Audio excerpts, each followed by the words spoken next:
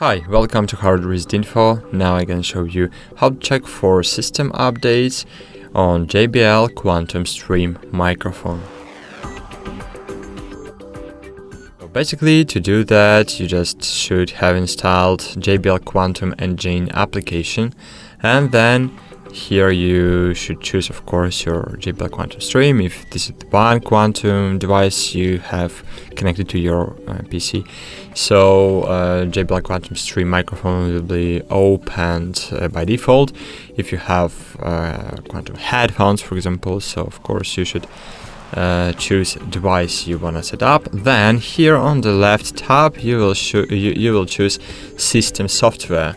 And in system software, here we have device and we have application.